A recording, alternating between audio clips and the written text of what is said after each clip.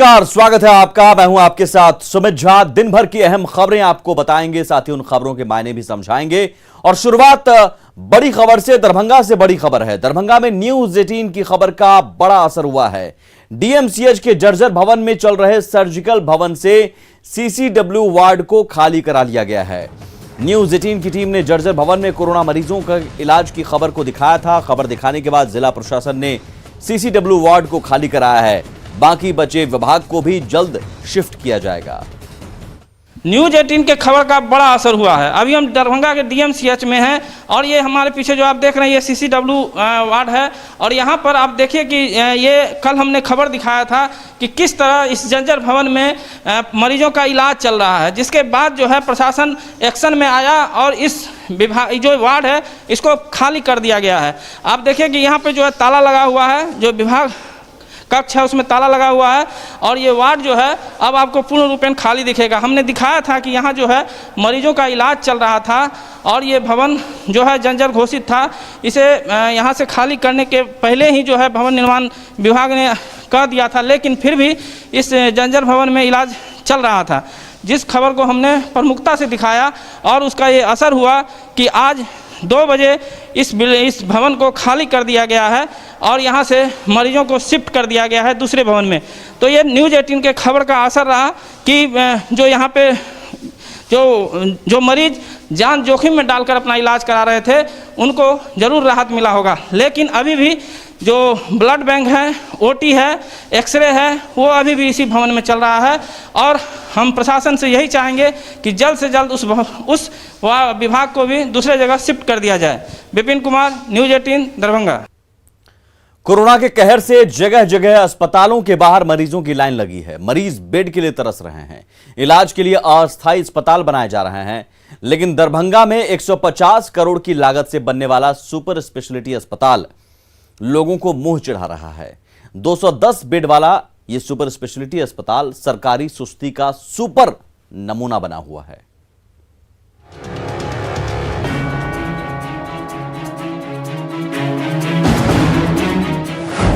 मरीजों का दर्द बढ़ाता एक अस्पताल, तीमारदारों को गुस्सा दिलाता एक अस्पताल, जिम्मेदारों से भरोसा उठाता एक अस्पताल। बिहार के जिस दरभंगा शहर में दूर दूर से आने वाले मरीजों को इलाज के लिए इधर उधर भटकना पड़ता है, वहां हर कोई ये पूछ रहा है कि अगर ये 6 मंजिला अस्पताल अब काम नहीं आया तो आखिर कब काम आएगा। आप हमारे पीछे देख सकते हैं कि वो बिल्डिंग है जो 2016 में यहाँ जो है काम शुरू हुआ था और इस बिल्डिंग को 2018 में ही तैयार करके दे देना था। लेकिन अभी 2021 चल रहा है और इस कोरोना काल में भी यहाँ जो 8 महत्वपूर्ण गंभीर बीमारियों के लिए जो विभाग बनाए गए थे, लेकिन उसका जो है परिचालन शुरू नहीं हो पाया है। ये बिल्डिंग उस सुपर स्पेशलिटी अस्पताल की है जिसे दरभंगा मेडिकल कॉलेज अस्पताल कैंपस में बनाया गया है।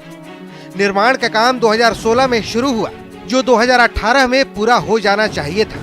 लेकिन कोरोना की दूसरी लहर के बाद भी वो तमाम जिम्मेदार लोग बेखबर हैं जिन्हें इस अस्पताल को शुरू करवाना था। ये सुपर स्पेशलिटी ब्लॉक चालू होने से बहुत लोगों को राहत होती और बेस्ट सुविधा मुहैया होता, लेकिन हम लोग को लगता है निराशा होना पड़ रहा है। इस कोरोना काल में, इस महामारी में भी ये अस्पताल चालू अभी तक नहीं हुआ है, जिसके वजह से बहुत सारी परेशानी, जर्जर बिल्डिंग में लोगों को रहना पड़ता है। बिल्डिंग 210 बेड वाला ये सुपर स्पेशलिटी अस्पताल प्रधानमंत्री स्वास्थ्य सुरक्षा योजना फेज 3 के तहत बनाया जा रहा है। 150 करोड़ रुपए की लागत से बन रहे अस्पताल की बिल्डिंग पर 85 करोड़ रुपए और मशीन सहित दूसरे खर्च पर 65 करोड़ रुपए खर्च की योजना है। बिल्डिंग तैयार खड़ी है। बताया जा रहा है कि ग्राउंड और first floor ready to start है, जहां ओपीडी सेवा शुरू करने के लिए 5 डॉक्टरों की बहाली भी कर ली गई है। लेकिन अब तक यहां पानी के सप्लाई का इंतजाम नहीं हो सका है, जिससे अस्पताल का दरवाजा मरीजों के लिए नहीं खुल पा रहा है। इस लेट लतीफी के लिए स्थानीय विधायक कंस्ट्रक्शन कंपनी को दोषी ठहरा रहे हैं। जल्द से जल्द, जब तक एजेंसी हैंड ओवर नहीं करेगी, अभी भी तीसरे तल और चौथे तल में बहुत सारा काम बाकी है, तो जब तक वो मशीन है, जब तक वो पूरा अस्पताल हैंड ओवर नहीं होगा, तब तक कैसे उसका लाभ मिलेगा। हैंड ओवर होना चाहिए जल्द से जल्द। ठेकेदार पर जो ठीकरा विधायक मई के महीने में फोड़ रहे हैं, वही परेशानी स्वास्थ्य राज्य मंत्री अश्विनी चौबे भी पिछले साल अक्टूबर महीने में यहाँ निर्माण कार्य का निरीक्षण करने के बाद बताई थी। इन लोगों ने थोड़ा मजाक भी बनाया। जो कॉन्ट्रैक्टर हैं इन सब लोगों को चाहिए था कि पूरी तरह से डबल शिफ्ट ट्रिपल शिफ्ट काम करके इसको जल्दी अंजाम दें। अब जब विभाग पूरा इन पर तलवार मतलब इनके गर्दन को हम दबा रहे हैं, तब ये चाह रहे हैं कि अब मार्च हमने जनवरी में लक्ष्य रखा है कि जनवरी में सब कुछ कंप्लीट हो जाए। मार्च से हम यहाँ ओपीडी आईपीडी पढ़ाई ये शुरू करेंगे। मगर सवाल ये है कि मरीजों के प्रति जवाबदेह बिल्डिंग बनाने वाला ठेकेदार है या सरकार? और वैसे वक्त में जब मरीज अस्पताल और बेड के लिए तरस रहे हैं, क्यों नहीं जल्द से जल्द सारे काम कंप्लीट कर इस अस्पताल को शुरू कराया जा रहा है? न्यूज़ 18 के लिए दरभंगा से विपिन कुमार दास की रिपोर्ट। तो ये सरकारी लापरवाही का नमूना है और इस वक्त कोरोना काल में लोगों को अस्पताल की सख्त जरूरत है। दरभंगा का सुपर स्पेशलिटी अस्पताल वरदान साबित हो सकता था, लेकिन सिस्टम की लापरवाही की वजह से अस्पताल नहीं बन सका। अस्पताल बन जाता तो नॉर्थ बिहार को काफी फायदा होता, मिथिलांचल वासियों को बड़े शहरों में इलाज के लिए भटकना नहीं पड़ता और लोगों को अपने इलाके में ही इलाज मिल जाता। और अभी भी वक्त है, सरकारी महकमा को जागना चाहिए और इस भवन को जल्द से जल्द शुरू होना चाहिए, इस अस्पताल को जल्द से जल्द शुरू कराना चाहिए। कोरोना संक्रमण से मचे त्राहिमाम के बीच अब एक नए इन्फेक्शन का खौफ बढ़ता जा रहा है। इसका नाम है ब्लैक फंगस। ये कोरोना संक्रमितों के साथ साथ उससे उबर चुके मरीजों को भी अपनी चपेट में ले रहा है। बिहार में भी ब्लैक फंगस के मामले तेजी से बढ़ रहे हैं। अब तक 40 से ज्यादा मरीजों में इसकी पुष्टि हो चुकी है। पटना एम्स और आईजीआईएमएस में ब्लैक फंगस के मरीजों के लिए अलग से वार्ड भी बनाया गया है। बिहार में ब्लैक फंगस की दहशत। हम सब जानते हैं कि पहले ये दक्षिण भारत के कुछ राज्यों में आया था, लेकिन पिछले एक सप्ताह से बिहार में भी इसके केस आ रहे हैं। तेजी से बढ़ रहे ब्लैक फंगस के मरीज। प्रतिदिन इमरजेंसी में या ओपीडी में ब्लैक फंगस के मरीज आ ही रहे हैं। इलाज के लिए बनी डॉक्टरों की अलग टीम। इसकी गंभीरता को देखते हुए हमने इसके लिए पूरी एक ब्लैक फंगस की टीम गठित करी है, ऐसे मरीजों को देखने के लिए।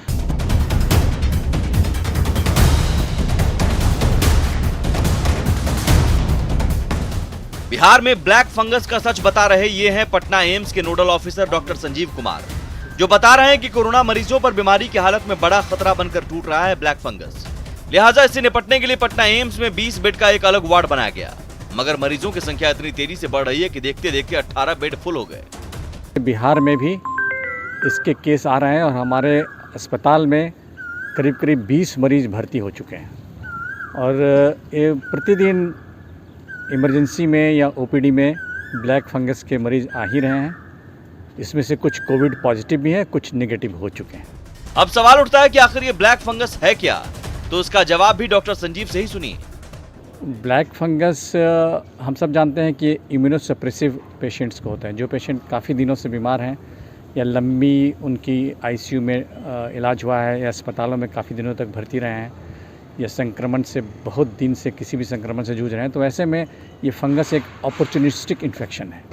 वो उस व्यक्ति को संक्रमित करता है जो पहले ही से किसी न किसी बैक्टीरिया या वायरस से संक्रमित हैं और उनकी बॉडी की इम्यूनिटी कम हो गई है। यानी फिलहाल खतरा उन्हें ज्यादा है जो कोरोना संक्रमण की वजह से बेहद कमजोर हो चुके हैं।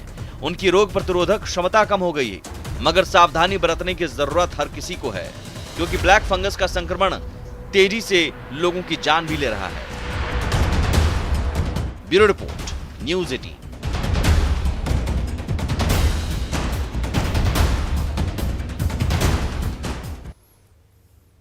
और यहां समझना जरूरी है कि ब्लैक फंगस से किन लोगों को ज्यादा खतरा है और अगर लक्षण दिख जाए तो क्या करना चाहिए।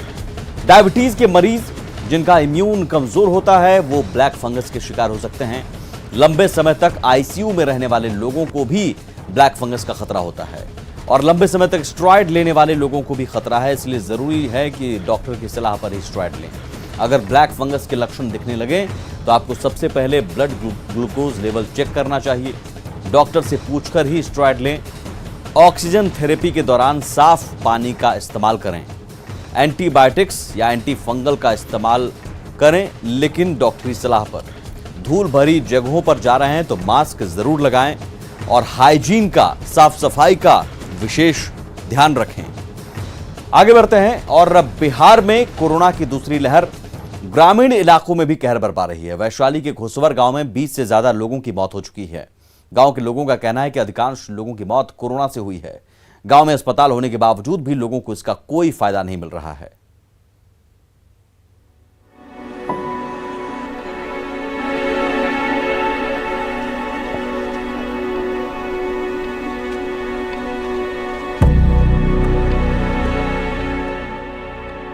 पटना से महज 30 किलोमीटर दूर वैशाली का यह है घोसवर गांव। कभी गुलजार रहने वाले इस गांव में मौजूदा वक्त में अजीब सन्नाटा पसरा है। दरअसल बीते कुछ दिनों में यहां 20 से ज्यादा लोगों की मौत हो चुकी है। ग्रामीणों की माने तो ज्यादातर लोगों की जान कोरोना के चलते हुई है, जिससे लोग दहशत में हैं। इस बुजुर्ग के हाथ में आप एक पन्ने पे कुछ लिखा हुआ देख रहे हैं।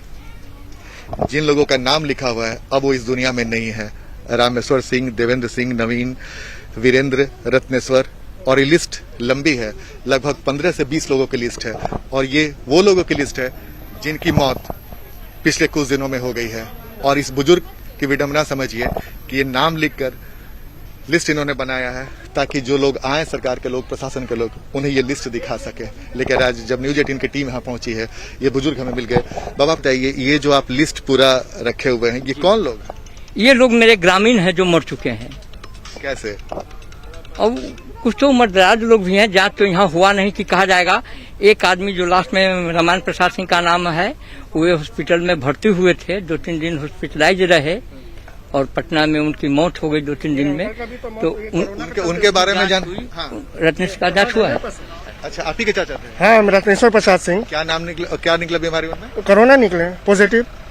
अच्छा, कोरोना से मौत। हाँ हाँ, अगर यहाँ मेरा व्यवस्था तो मेरे चाचा भी जीवित रहते हैं। कहीं नहीं हम लोग को एडमिट लिया गया, कहीं नहीं। स्वास्थ्य केंद्र में भी कुछ नहीं, जीरो। इसको तो हटा देना यहाँ से बेहतर होंगे। जब हम लोग को सेल्फ प्रोटेक्शन करनी है तो हमको यहाँ पे क्यों आशा लेके मैं आऊंगा? हम लोग आशा लेके आते हैं कि यहाँ पर मैं आऊंगा, लेकिन यहाँ जीरो रहते हैं। कहाँ का हम लोग हाजीपुर से लेकर पटना सब जगह गए। एट लास्ट हम लोग पीएम से लेके वहाँ एक्सपायर कर गए। बाबा, गांव की स्थिति क्या है? गांव के लोग तो बहुत डरे हुए हैं। बिल्कुल बिल्कुल, लोग भयभीत हैं, कोई निकल नहीं पा रहा है। बस एक लॉकडाउन का पालन हमारा गाँव पूर्णतः कर रहा है। इस गांव में एक स्वास्थ्य उप केंद्र भी है जो कभी कभी ही खुलता है, यानी उसका होना भी न होने के बराबर ही है। न्यूज 18 की पड़ताल में स्वास्थ्य उप केंद्र की खामियां उजागर हो गई। कोरोना काल में भी स्वास्थ्य केंद्र पर ताले लटके थे। कुव्यवस्था को लेकर ग्रामीणों ने भी नाराजगी जताई। ये घोसवर जगह है और इस वक्त आप देखिए हेल्थ एंड वेलनेस सेंटर सह अतिरिक्त प्राथमिक स्वास्थ्य केंद्र घोसवर हाजीपुर वैशाली। बिल्डिंग तो ठीक ठाक लग रही है। बिल्डिंग देखकर लग रहा है कि इस बिल्डिंग में कोई समस्या नहीं है, लेकिन ताले को देखकर आप समझ सकते हैं। देखिए, इस वक्त 2 बज रहे हैं, घड़ी में हम आपको दिखा रहे हैं 2 बज रहे हैं और दरवाजे पर ताला बंद है। टेबल कुर्सी लगा हुआ है, लेकिन यहाँ पे कोई भी नजर नहीं आ रहा है। और अमूमन इस वक्त अस्पतालों में, अनुमंडल अस्पताल हो, प्राथमिक स्वास्थ्य केंद्र हो, तमाम केंद्रों पे लोगों को रहना है, खासकर चिकित्सकों को रहना है, लेकिन कोई भी मौजूद नहीं है। और ये वो गांव है जहां पर पिछले कुछ दिनों में 20 लोगों की मौत हो चुकी है। वजह क्या है यहाँ के ग्रामीण ही बताएंगे। अच्छा, ये हॉस्पिटल खुलता है कभी? हॉस्पिटल खुलता है, 2 घंटा के लिए खुलता है, कभी खुलता है कभी नहीं खुलता भी है। अच्छा, दिन भर मात्र 2 घंटे के? 2 घंटा के लिए। कितने लोगों की मौत पिछले कुछ दिनों में? 20 से 25 आदमी का हो गया है मौत। कैसे हो गया है मौत? कोरोना से। कोरोना से? जी।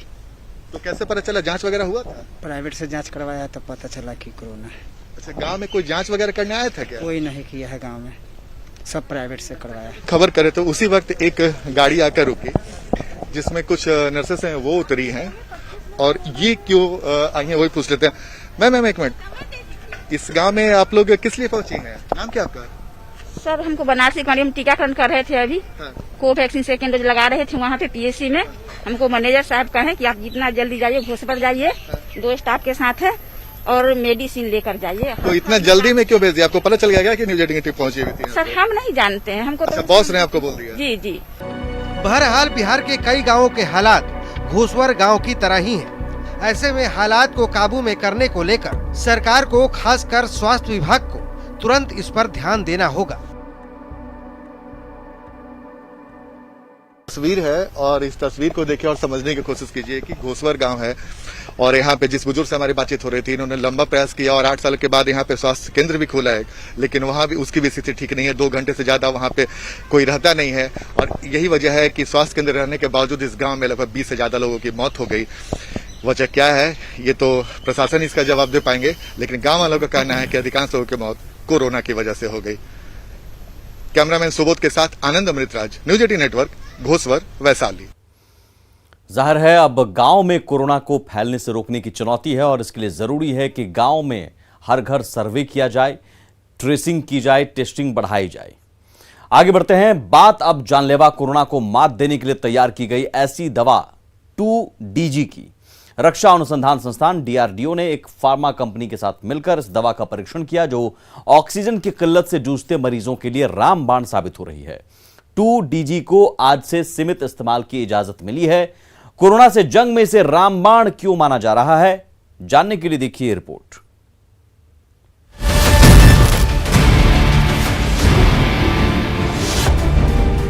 हमारी पहली इंडिजिनस रिसर्च के आउटकम के तहत दवा है जो सीधे सीधे कोविड के वायरस के प्रकोप को पूरे वैज्ञानिक दृष्टिकोण से कम करने का पूरा पोटेंशियल रखती है।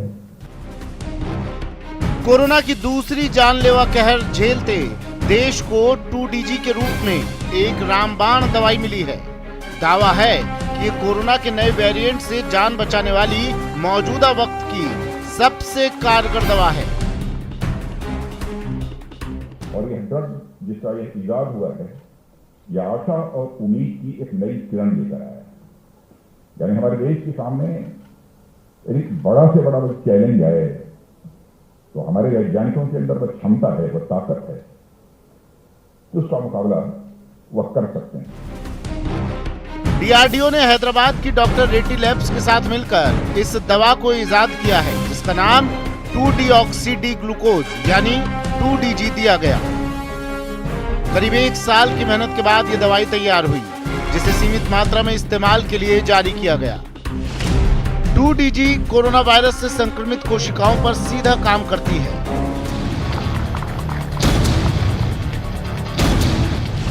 इम्यून सिस्टम को मजबूत कर मरीजों की रिकवरी तेज करती है। ये वायरस संक्रमित कोशिकाओं में जमा होती है, वायरल संश्लेषण और ऊर्जा उत्पादन को रोककर वायरस को बढ़ने से रोकती है।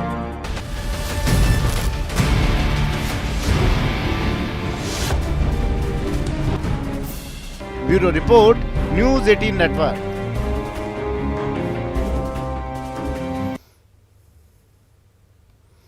खबर को समझना जरूरी है कि क्यों 2DG दवा को रामबाण कहा जा रहा है।